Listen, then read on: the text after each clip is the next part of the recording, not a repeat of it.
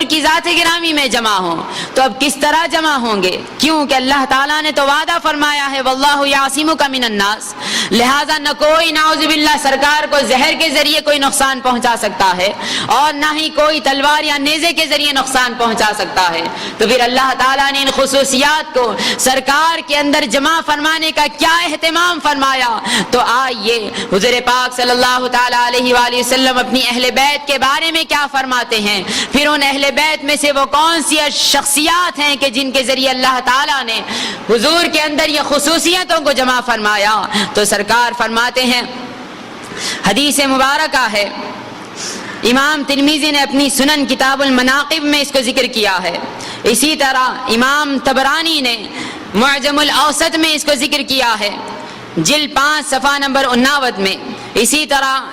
امام طبرانی نے معجم الکبیر میں ذکر کیا، اسی طرح امام ابن کثیر نے تفسیر قرآن العظیم میں جلد 4 صفحہ نمبر 114 میں اس حدیث مبارکہ کو ذکر فرمایا۔ فرماتے ہیں عن جابر بن عبد اللہ رضی اللہ عنہ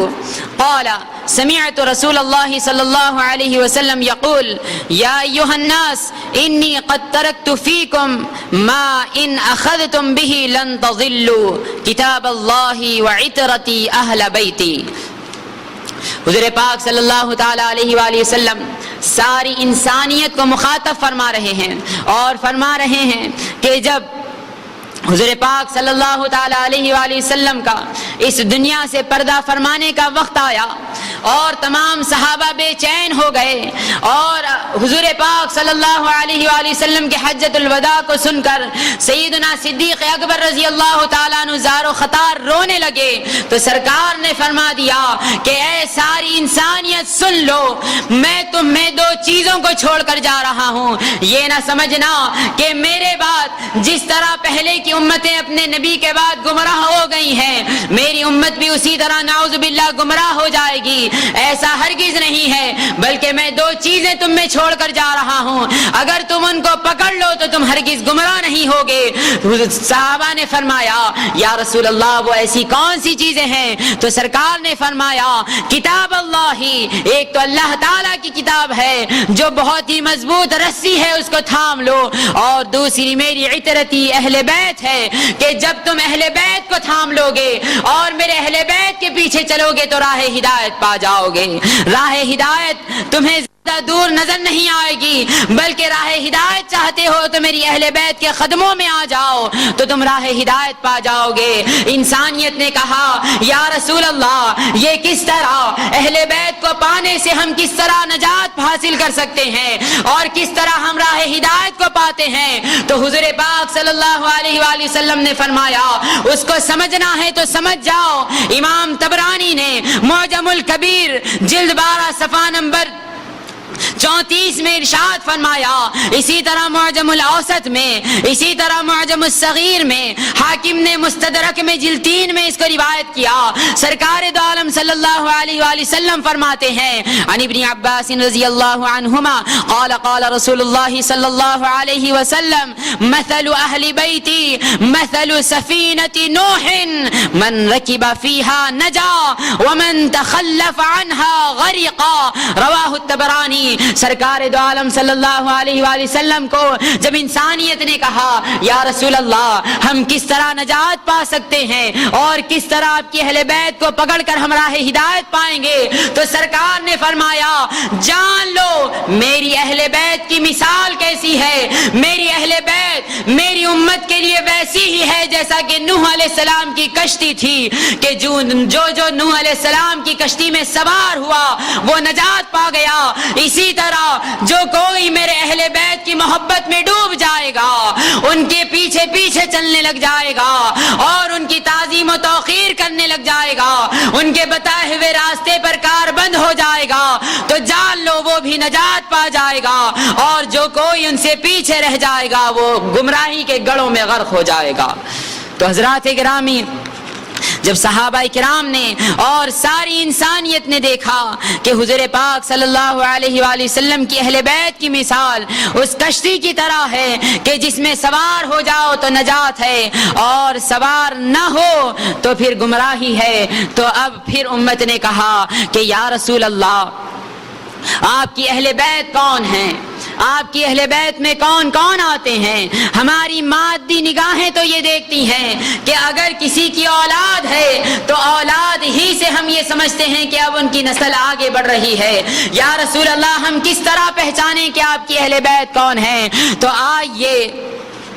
امام بخاری علیہ رحمت والرضوان اپنی صحیح میں روایت فرماتے ہیں. اسی طرح امام دیلمی مسند الفردوس میں فرماتے ہیں. امام حیثمی مجمع الزوائد جلد 9 اور صفحہ نمبر 172 میں فرماتے ہیں کہ عن جابر رضی اللہ عنہ قال قال رسول اللہ صلی اللہ علیہ وسلم ان اللہ جعل ذریت کل نبی فی صلبہ وان اللہ جعل ذریتی فی صلب علی بن ابی طالب رضی اللہ عنہ. حضور پاک صلی اللہ علیہ وآلہ وسلم فرماتے ہیں کہ اے لوگوں، اگر تم یہ چاہتے ہو کہ میری اولاد کے نقش قدم پر چلو اور تم یہی سمجھتے ہو کہ والد کی نسل اولاد ہی سے آگے بڑھتی ہے، تو آ جاؤ میں اپنی اولاد کے بارے میں تمہیں بتاتا ہوں کہ جعل ذریت کل نبی فی صلبہ. اللہ تعالیٰ نے ہر نبی کی امت کو اور ہر نبی کی اولاد کو ان کی صلب سے جاری فرمایا، لیکن جان لو اللہ تعالیٰ نے دنیا میں میری اولاد کو علی رضی اللہ تعالیٰ عنہ کی صلب سے جاری رکھا ہے. لہذا امام حسن حسین کوئی اور نہیں بلکہ خود میرے فرزندان اور میرے بیٹے ہیں. تو حضرات گرامی، سیدنا امام حسن اور امام حسین کے بارے میں جب حضور پاک صلی اللہ علیہ وآلہ وسلم نے یہ فرمایا تو پھر امام حسن امام حسین کے بارے میں امت نے پھر سے سوال کیا، مولا ذرا بتا تو صحیح وہ دکھتے کیسے ہیں، مولا ذرا بتا تو صحیح وہ ہے کیسے، کیوں ان کے زمانے میں جو ہوں گے وہ تو ان کو دیکھ لیں گے، یا رسول اللہ جو بعد والے آئیں گے ان کو کس طرح پہچانے، کس طرح ان کو جانے، کس طرح ان سے معرفت حاصل کریں. تو پیارے آقا صلی اللہ علیہ وآلہ وسلم فرماتے ہیں، امام ابن ابی شیبہ نے اپنی مصنف جلد 7 صفحہ نمبر 432 میں روایت فرمایا ہے. اسی طرح امام احمد بن حنبل نے فضائل صحابہ میں روایت فرمایا جلد 1 صفحہ نمبر 364 میں. اسی طرح امام شیبانی نے اپنی آحاد میں روایت فرمایا جلد 5 صفحہ نمبر 360 میں. اسی طرح امام خطیب بغدادی نے تاریخ بغداد جلد 4 صفحہ نمبر 401 میں ارشاد فرمایا ہے. حضور پاک صلی اللہ علیہ وآلہ وسلم کی حدیث مبارکہ کو نقل کیا ہے. سرکار نے فرمایا، اے میرے امتیوں تم دیکھنا چاہتے ہو میرے امام حسین کیسا نظر آتا ہے، میرا حسن کیسا نظر آتا ہے، تو آ جاؤ ان کی معرفت میں خود تمہیں کراتا ہوں. عن علی رضی اللہ تعالی عنہ قال اشبہ الحسن اشبہ برسول اللہ صلی اللہ علیہ وآلہ وسلم ما بین الصدر الى الراس والحسین اشبہ بالنبی صلی اللہ علیہ وسلم ما کان اسفل من ذلك رواہ الترمذی واحمد وابن حبان. حضرت علی رضی اللہ تعالیٰ عنہ روایت کرتے ہیں، فرماتے ہیں کہ اے حضور کی امتیوں، اگر تمہیں جاننا ہے کہ حضور کی اولاد یعنی حضور کے امام حسن حسین کیسے نظر آتے ہیں تو جان لو امام حسن حضور کے صدر مبارک سے لے کر حضور کے سر مبارک تک سرکار کے مشابہ تھے، اور امام حسین حضور کی ناف مبارک سے لے کر قدموں تک حضور کے مشابہ تھے. لہذا امام حسن حسین جب ایک جمع ہو جاتے، جب ایک جگہ آ کر ٹھہر جاتے تو گویا کہ لوگ ان کو نہیں بلکہ حضور کا مشاہدہ کرتے اور حضور کو دیکھنے لگ جاتے.